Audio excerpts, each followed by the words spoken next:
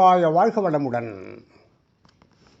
Kammangudi TV நேயர்கள் பலவிதமான சந்தேகங்களை கேட்கிறார்கள். அவர்களுக்கு இந்த சிந்தனையை தெளிவுபடுத்துவது மிகவும் முக்கியம்.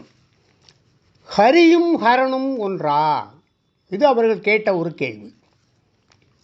மகாவிஷ்ணுவும் சிவபெருமானும் ஒன்றா? சிவபெருமானும் பெருமாளும் பண்பில் வெவ்வேறானவர்கள். அதாவது பெருமாள் சக்கரவர்த்தியாக கிரீட குண்டலங்கள், பீதாம்பரம், பட்டு நூலால் நெய்த சால்வை இவை கொண்டிருக்கிறார். இவரிடம் ஐஸ்வர்ய தேவதையான மகாலட்சுமி இருக்கிறாள். ஆனால் சிவபெருமானோ சாம்பல், எருக்கம்பூ, தும்பைப்பூ, மண்டையோடு, யானைத்தோல், பாம்பு என ஆண்டியாக உள்ளார். அம்பாளுக்கோ அபர்ணா என்று பெயர். இதற்கு இலை பரணம் கூட இல்லாதவன் என்று அர்த்தம். இலையை கூட உண்ணாமல் தியாகியாக தவம் செய்தவள் அம்பாள். பெருமாளிடம் உள்ளவை விலை மதிக்க முடியாதவை, சிவபெருமானிடம் உள்ளவை விலை மதிப்பு இல்லாதவை. பக்தர்கள் தங்களின் மனதை பொறுத்து இருவரையும் வழிபடுகின்றனர். எப்படி இருந்தாலும் ஆழ்வார்களும் நாயன்மார்களும் இவர்கள் இருவரும் ஒருவரே என்று சொல்கின்றனர்.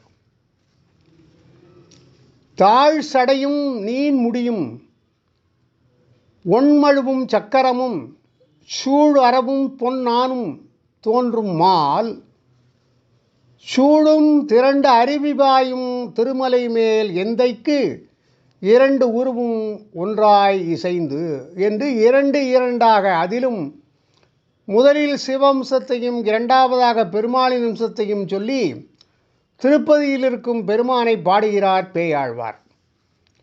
இடம்மால் வலந்தான் இடப்பால் துழாய் வளப்பால் உன்கொள்ளை, வடமால் இடைந்துகில்தோல் வலம் ஆதியிடம் வலம், இடமால் கரிதால் வலம் சேது இவனுக்கு எழில் நலம் சேர் குடலால் இடன்பலம் கொக்கரையாம் எங்கள் கூத்தனுக்கே. சங்கரநாராயணரின் இடப்பக்கத்தில், சங்கரநாராயணர் கோவில் சங்கரன் கோவில் என்ற இடத்தில் இருக்கிறது. அம்பாள் கோமதி அம்பாள். அங்கே சிவனும் இருக்கிறார், கோமதி அம்பாளும் இருக்கிறார். தனி சன்னதி சங்கரநாராயண பெருமாளுக்கும் உண்டு.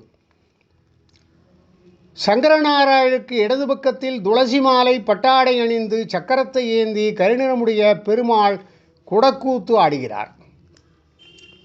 கொன்றைமலை தோலாடை அணிந்து மானை கையில் ஏந்தி செந்நிறமுடைய சிவபெருமான் கொக்கரை கூத்தும் ஆடுகிறார் என பொன் வண்ணத்து அந்தாதியில் பாடுகிறார் நாயன்மார்களில் ஒருவரான சேரமான் பெருமான்.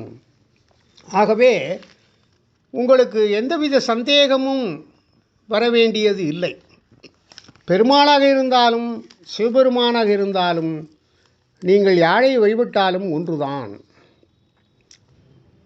சில கோயில்களில், திருமால்பூர் போன்ற உள்ள கோயில்களிலெல்லாம் அப்படி நேருக்கு நேர் சிவனும் மகாவிஷ்ணுவும் இருப்பது போல் விக்கிரகங்கள் அமைந்துள்ளன. ஆகவே ஹரியும் ஹரனும் ஒன்று, ஹரியும் ஹரனும் ஒன்று என்பதை நீங்கள் புரிந்து கொண்டு இருவரையுமே நன்றாக வழிபட்டு அவர்களுடைய ஆசியுடன் நீங்கள் வாழ்க்கையில் எல்லா வளமும் பெற்று வாழ்வீர்களாக. வாழ்க வளமுடன். ஓம் நமச்சிவாய.